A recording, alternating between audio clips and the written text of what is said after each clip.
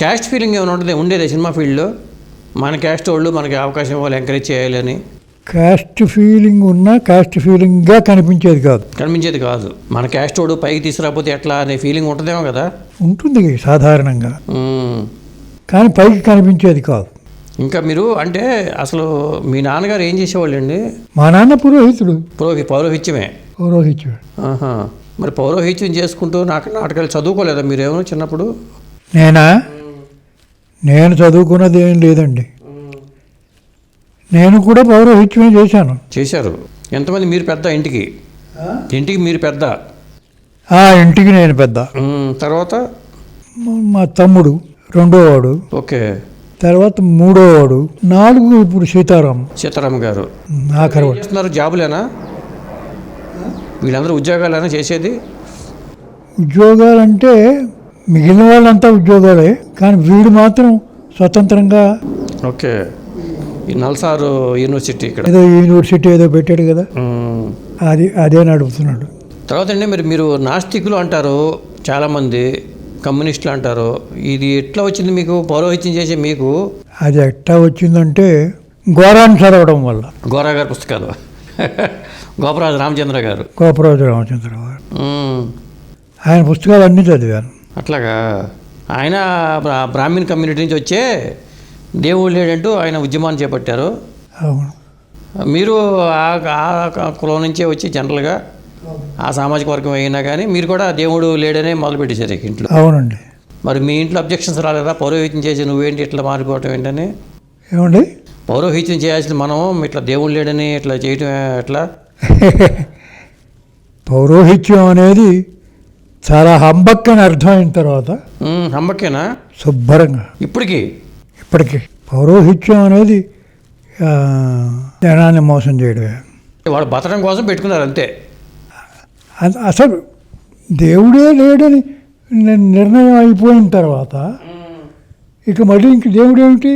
ఇప్పటికీ కూడా మీరు దేవుడు లేడని నమ్ముతున్నారా? నేను నమ్ముతున్నా.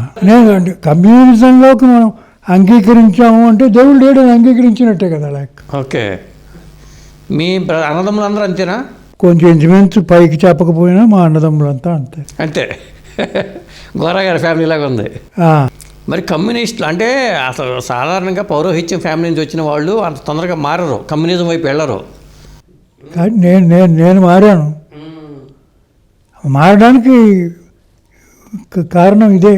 మోసం, ఇది చేసేదంతా మోసం అనే తర్వాత బాపు గారి పైకి కనిపించడు కానీ ఆయన కూడా నాస్తికుడే అంటారు. నాస్తికుడే. ఓకే. ముళ్ళపూడి వెంకటరమణ గారు కూడా అంతే. బాపు రావణ ఇద్దరు కూడా అంతే. మరి భక్తి సినిమాలు తీశారు కదండి. వీళ్ళందరికీ కొంచెం ఇంచుమించు మేనత్త మేనమామ వరుస. ఆవిడ జగన్నాథ్ గారి భార్య. ఆ జగన్నాథ్ గారి భార్యని గౌరవించేవారు. ఏ జగన్నాథ్ గారు అండి? ఏ జగన్నాథ్ గారు అంటే గాలి బాలసుందరరావు గారి తాలూకు. ఓకే. ఆయన ఏం చేసేవాళ్ళు జగన్నాథ్ గారు? జగన్నాథ్ గారు బాపు గారికి మేనమామ. అదే మేనమామ. వాళ్ళ గైడెన్స్లోనే బాపు వాళ్ళు సినిమాలు తీశారు. అదే. ఓకే. అంటే వాళ్ళకి బాపు గారి సినిమానా? బాపు గారి సినిమా ముత్యాల ముగ్గు. ఆ ముత్యాల ముగ్గు సినిమా వచ్చిన దగ్గర నుంచి మొత్తం షేప్ మారిపోయింది. ఓకే. చేత ముత్యాల ముగ్గు వచ్చిన దగ్గర నుంచి మాకందరికీ వేషాలు ఇచ్చారు. మంచి మంచి వేషాలు పడినాయి దాంట్లో. అందులో చాలా అసలు మొత్తం హ్యాండిల్ చేసింది మేమే. అంటే ఇప్పుడు గోపాలరావుకి అసిస్టెంట్లుగా ఉండి ఈ డిక్కీలో పెట్టడం. రావు గోపాలరావు గారికి. రావు గోపాలరావు గారు. నూతన ప్రసాద్ గారు, రావు గోపాలరావు గారు. నూతన ప్రసాద్ గారు, రావు గోపాలరావు గారు. నూతన ప్రసాద్ మీకు చాలా ట్రాజిక్ విషయం నుంచి బయటపడ్డాడు. అవును. మొత్తం బాబు మాట బంగారు బాటలో పడిపోయాడు. పైనుంచి పడిపోవడం వల్ల మొత్తం ఇదైంది. తర్వాత మొత్తం మీద రికవర్ అయ్యి వీల్ చైర్లో కొన్నాళ్ళు ఉండి. అదే. మీరు డబ్బింగ్ ఆర్టిస్ట్, డబ్బింగ్లు కూడా చెప్పేవాళ్ళ? నేను డబ్బింగ్లు కూడా చెప్పానండి. ఎన్ని సినిమాలు చెప్పుంటారు? ఎన్ని చెప్పలేను. ఎవరెవరికి ఆర్టిస్టులు ఎవరెవరు చెప్పారు?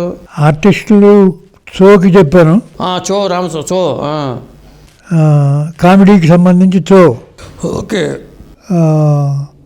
తర్వాత ఓఏకే దేవర్, అంటే బాగా బేస్ వాయిస్ ఉన్నవాళ్ళు, బాగా బేస్ వాయిస్ లేని వాళ్ళు, ఇద్దరికి చెప్పాను నేను. అట్లాగా. అంటే నాకు ఆ ఫెసిలిటీ వచ్చింది మా గురువు గారి శిష్యరికం వల్ల, గరికపాటి గారి గరికపాటి రాజారావు గారి శిష్యరికం వల్ల. నాభిహృత్కంఠ రసన నాసాదుల మీదుగా నాదము ప్రకాశించునని త్యాగరాజు తెలిపే. అంటే ఈ నాభి నుంచి ట్రై చేస్తే నాభి హృత్ అంటే హృదయం, నాసాదుల మీదుగా ముక్కు, ఓకే. మొత్తం సిస్టమ్ అదే, అదే సిస్టమ్, అదే సిస్టమ్. దాన్ని ప్రాక్టీస్ చేస్తే ఆటోమేటిక్గా వచ్చేస్తుంది. దాన్ని డ్రిల్ చేయించేవాడు మా గురువు గారు రాజారావు గారు. అంటే ప్రాక్టీస్ చేయించేవాళ్ళు బాగా. ప్రాక్టీస్ చేయించేవాడు.